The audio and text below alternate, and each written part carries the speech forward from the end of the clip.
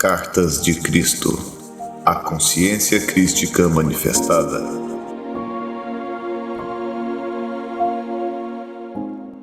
Nota do editor. Um trabalho cuidadoso foi realizado por uma equipe de profissionais para trazer ao público brasileiro uma tradução fidedigna das Cartas de Cristo.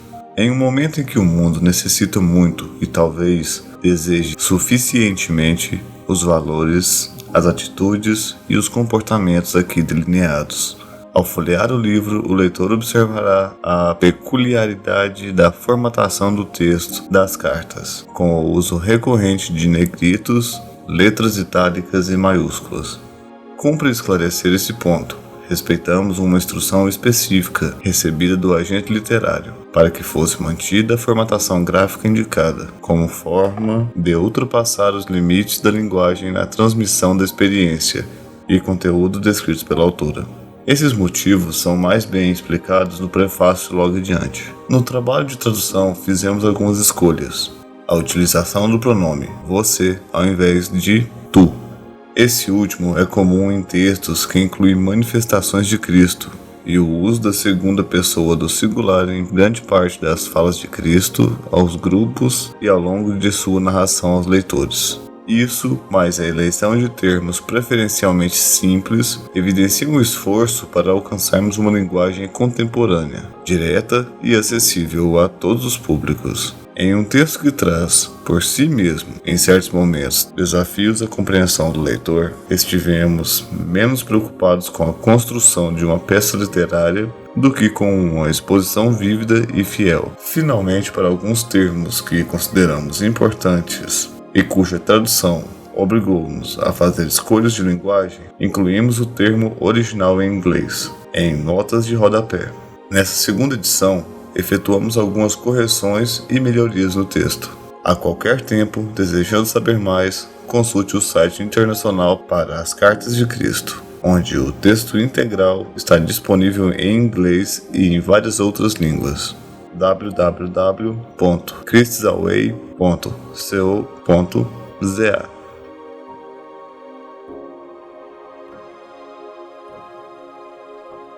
Em primeiro lugar, gostaria de explicar o motivo pelo qual utilizei a palavra canal em lugar do meu nome real. Nunca tive a mínima dúvida enquanto eu escrevia estas cartas de que elas emanavam do Cristo. Descrevi as razões pelas quais me sentia tão segura a respeito disso em minha curta biografia. Enquanto estas cartas estavam sendo escritas, foi-me dito claramente para permanecer anônima, pois as cartas de Cristo deveriam destacar-se por si próprias. As pessoas devem decidir por elas mesmas se as cartas soam como verdadeiras ou se sentem que são falsas. Apenas escrevi o que recebi e gostaria de tentar levá-las a público para que sejam minuciosamente examinadas. E seja o que for que acontecer depois, ficará apenas entre o leitor das cartas e a consciência crística. O Cristo prometeu nas cartas que um elo se formaria entre a mente do leitor e a mente crística e que se receberia ajuda no profundo significado oculto por trás das palavras. Muitas pessoas relatam terem experimentado este contato. Muitas estão conscientes do fluxo desta nova compreensão. Por isso, assim como não tem importância o nome de uma secretária em uma transação de negócios, o meu nome e minha identidade também não são importantes. O que é verdadeiramente importante é se o leitor pode sentir que este é o Cristo autêntico que ascendeu em consciência espiritual até os portais do equilíbrio, enquanto ainda retém a sua individualidade para permanecer em contato com o mundo da individualidade. Em segundo lugar, tem havido divisões de opinião em relação à formatação por vezes estranhas da carta. Gostaria de explicar que, enquanto Cristo impregnava a minha mente com suas palavras e imagens, era necessário para mim construir em palavras o que eu via. Eu também sentia, até certo ponto, as emoções que Cristo sentiu quando passou pelos eventos que descrevia. Voltando às vibrações daquela época, Cristo entrou naqueles tempos e os transmitiu por meio da minha mente. Não haveria modo de escrever as cartas com as letras normais ou usando apenas o itálico. Frequentemente, quando uma nova e maravilhosa percepção entrava em minha mente, eu me perguntava: como eu posso transmitir isso?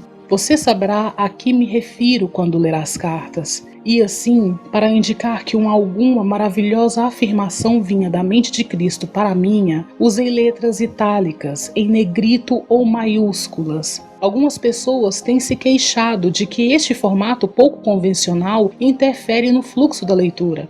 Mas este é exatamente o ponto. Estas cartas não se destinam a serem apenas lidas. Há que se ponderar a respeito delas, e isso significa que é preciso parar nas palavras que seguram o fluxo da leitura e pensar a respeito do que elas estão tentando transmitir. Você deve lembrar a todo momento que quando Cristo tenta alcançar a sua inteligência humana, ele está relatando verdades que vão muito além da nossa própria experiência de vida neste mundo. Você tem que entrar na dimensão do infinito para tentar entender o que está sendo dito. Então, se você gastar meia hora ponderando sobre um parágrafo com formatação estranha, será meia hora bem gasta se gradualmente a sua mente for se abrindo para novas possibilidades que estão além do seu pensamento atual. Enquanto você estiver expandindo a sua consciência para alcançar a consciência crística e pedir por iluminação, isto seguramente lhe será dado, não necessariamente naquele momento, mas talvez quando menos estiver esperando por isso. A resposta virá como um raio de luz na sua mente e saberá que sim, é isto. Esta é a resposta verdadeira.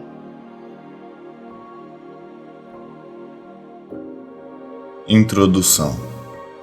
Ele diz: eu vim para retificar as interpretações errôneas que foram feitas a partir dos meus ensinamentos quando eu era conhecido como Jesus, na Palestina, há 2000 anos. Ele também diz: em vista das pessoas se encontrarem no limiar de uma crise mundial de enormes proporções, é vital para a sobrevivência que eu, o Cristo, possa alcançar todos aqueles que queiram escutar.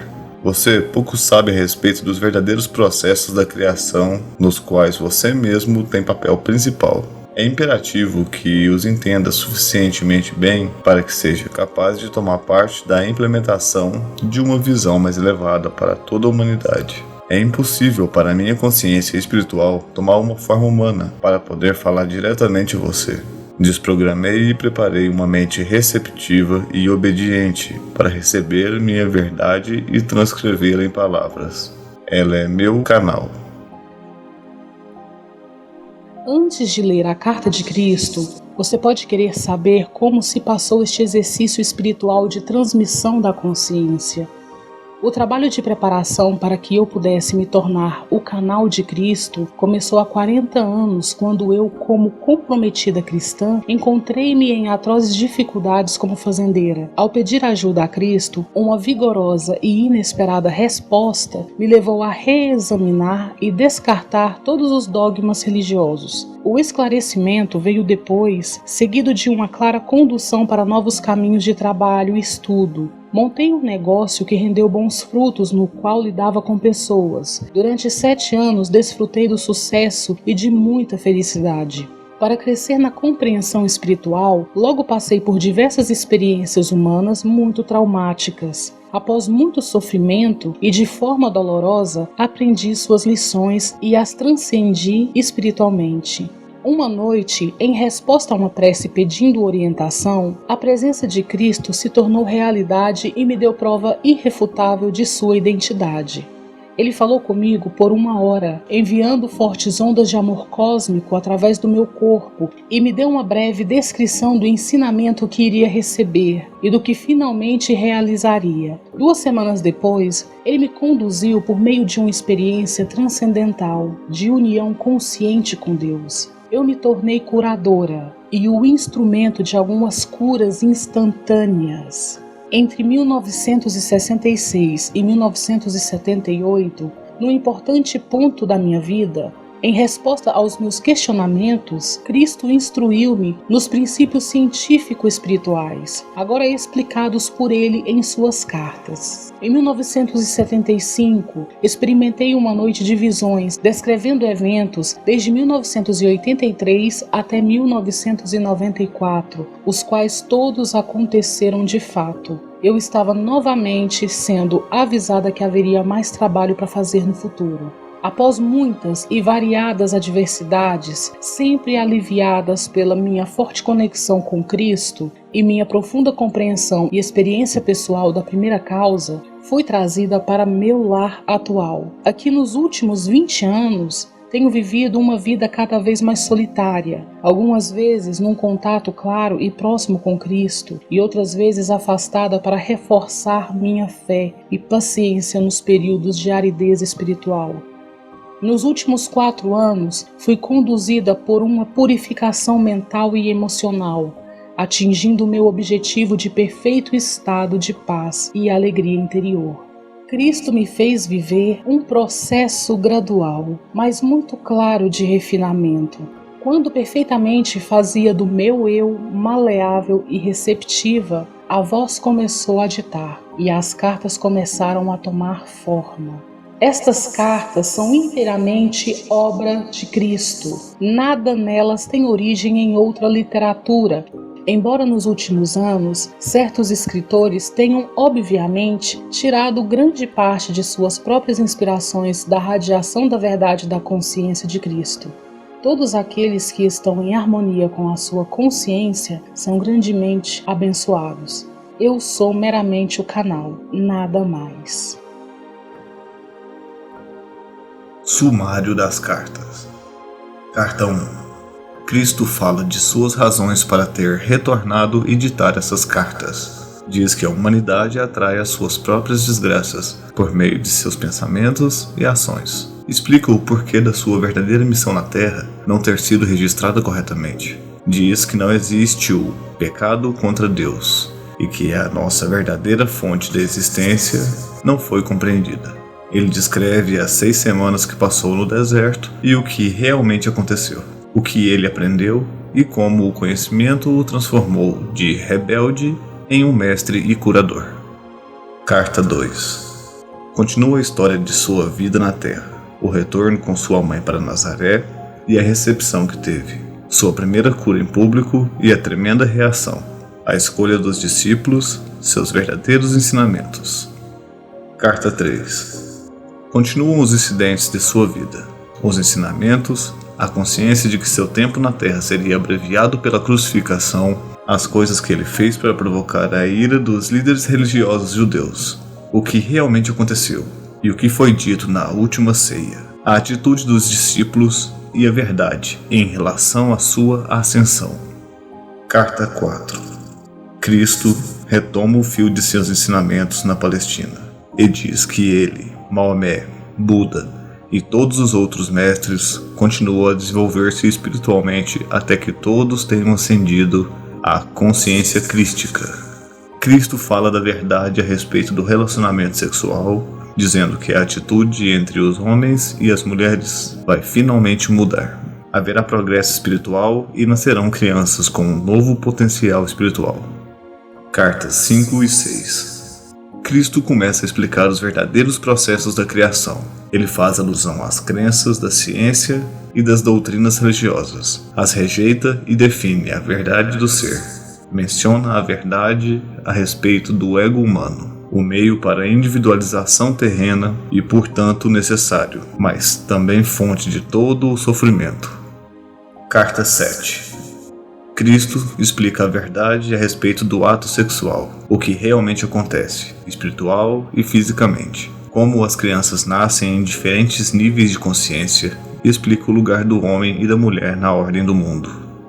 Carta 8. Cristo explica a realidade dos homens e das mulheres, como viver segundo as leis da existência, e como entrar em um estado de bem-aventurada harmonia de ser, no qual todas as coisas são abundantemente providas. A saúde é restaurada e a alegria se torna um estado natural da mente. Cada indivíduo pode alcançar esse estado interior de bem-aventurança e a paz se tornará então a norma. Carta 9. Cristo alinha as conclusões de suas outras cartas e diz claramente às pessoas como superar o ego, como ganhar a verdadeira autoestima e experimentar a alegria da paz interior. Ele fala do racismo e dá uma mensagem pessoal de coragem e amor para todos aqueles que foram atraídos por suas cartas.